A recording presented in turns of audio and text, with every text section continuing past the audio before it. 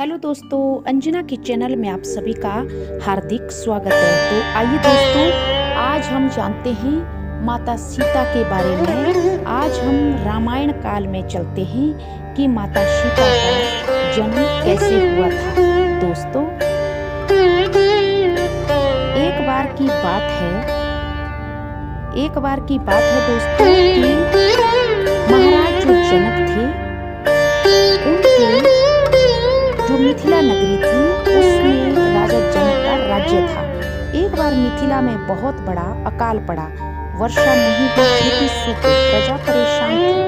राजा जनक ने सोचा जब तक धरती की पूजा नहीं होगी तब तक वर्षा नहीं होगी। उन्होंने स्वयं धरती माता की पूजा की और स्वयं खेत जोतने का निश्चय किया। राजा का स्वयं हल चलाना उस युग में बहुत बड़ी बात थी।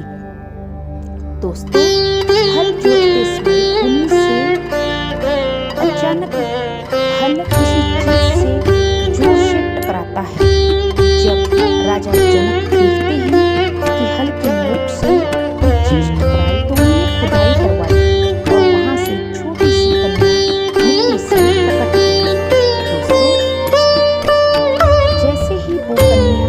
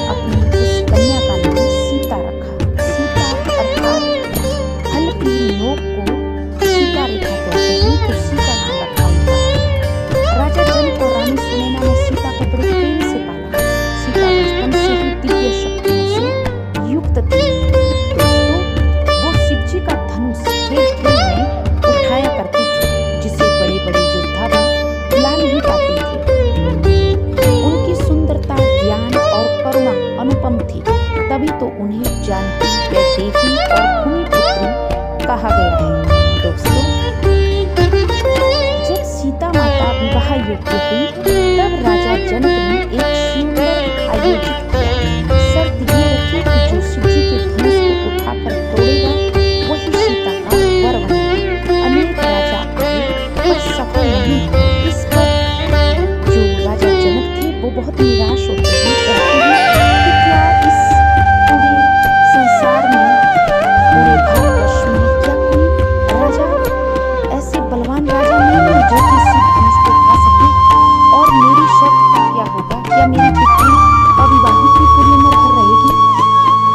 तभी विश्वामित्र के कहने पर राम ने धनुष उठाया और उसे तोड़ दिया। इस प्रकार सीता और राम का विवाह संपन्न हुआ। माता सीता के साथ राजा जनक की जो तीन पुत्रियां और थी उनका विवाह भी लक्ष्मण, शत्रुघ्न और भरत के साथ संपन्न हुआ। राजा दशरथ भी राजा जनक की चारों पुत्रियों को पाकर बहुत खुश हुए, बहू के रूप में पाकर।